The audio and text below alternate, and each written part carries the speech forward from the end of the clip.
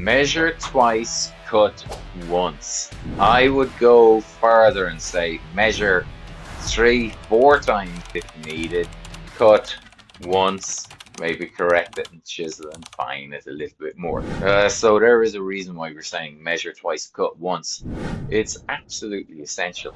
If you measure incorrectly and mark out incorrectly, you're guaranteed to cut and have your joints incorrect.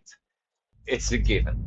So it's really worth the effort in getting the measuring and the marking out set out correctly and taking a step back and a little time to do it right. Because if that's done right, the rest of the cutting will follow and it will be much better. So we use symbols for measuring and marking out, and there's a number of reasons for that. You could be working up towards working in a workshop or working with other people or working on your own, but on a project that takes more than one hit, more than one day. It could take you weeks.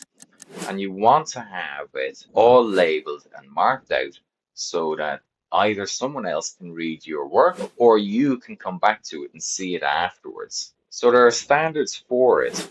We mark our face with a symbol like that and an edge with a symbol like that, and they match up along there.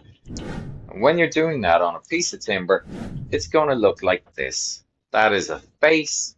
So, all right, face, side. I find it easier to say face side. You'll read in books that it's face side, edge, face, but face side, and that is an edge side.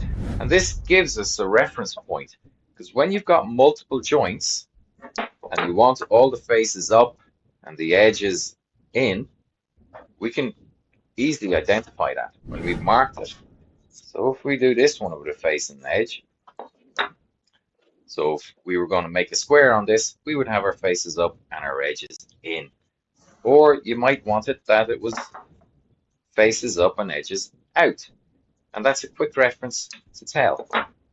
The other is, when you put this face on it, if that's all that we can see, we know that the edge is down here because it points to it. And if all you can see is the edge mark, you know where the face is. It points to it. The other thing, you wouldn't have to write face side or edge side. Just put the symbol on it, and that's what it's known as. The other important information to put on your timber when you're marking out is label each piece of timber. Because you could be making something with 6 joints, a gate, and you've multiple pieces of work. So it really helps out to identify which they are. So on this one, rather than putting it here where the joint would be, if that's going to cross that, you'd write it here. So that's going to be A and A. That's where they'll match up. The other is, this could be the top of the frame. So we'd say that that's top. And this one would be your left. And if you're in a workshop or if you're in a college environment, this will look hopefully very similar to someone else's. So you need to put your name on it so that when you've done such great work, people can come and compliment you and they know that it's yours. That's hopefully what they'll do. So regarding measurements with a tape measure or a steel rule, if you're working off of an edge of a piece of timber, one tip is to not use the end hook on a tape measure, even if it's a steel rule. So the hook could be slightly bent, or you've pushed it in or out and it will move about. Whereas if you put it on the 100mm mark, that's going to stay fixed there and you can do your measurement wherever you need to. And if you're using a steel rule, if you have your finger on the end of that ruler, that's going to move about as well because your finger's going to touch it.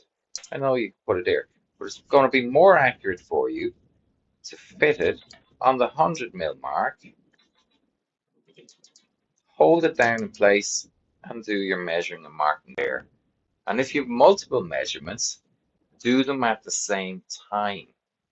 Don't measure one and then measure from that one next one. You calculate it, put it on the 100mm mark, and if you had to do this every 50mm, you'd mark up the 50 as you go. or whatever your measurement was, keeping your ruler in the same place so that all the measurements are marked out consistently. So the aim is to measure twice and cut once, and at least hopefully that'll increase your chances of getting your work accurate. Hopefully that'll help. Aim to measure twice, cut once.